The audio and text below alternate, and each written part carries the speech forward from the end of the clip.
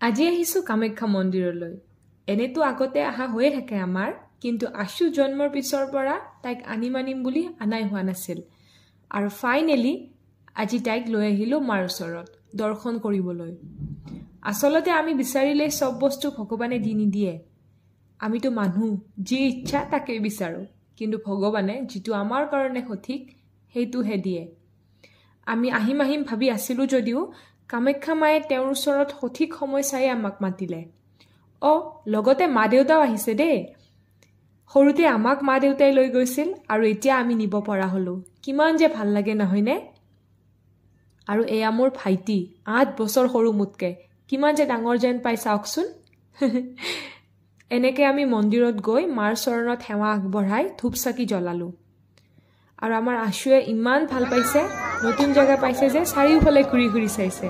চাওকচোন। আৰু তাত থকা ছাগলীকেইটাক ইমান মাতিছে তাই, আকৌ ভয়ো কৰে দেই মাজতে। মোৰ ভিডিঅ' কৰা নহ'ল, আমি তাত ভোগো খালোঁ। ইমান যে ডিচিপ্লিন গোটেই পৰিৱেশটো, খুব ভাল লাগিল। আশুও খুব ভাল পালে গৈ। আজিলৈ আহিছোঁ দেই, নেক্সট ভিডিঅ'ত আকৌ লগ পাম। কামাখ্যা মায়ে সকলোৰে মংগল কৰক। বাই।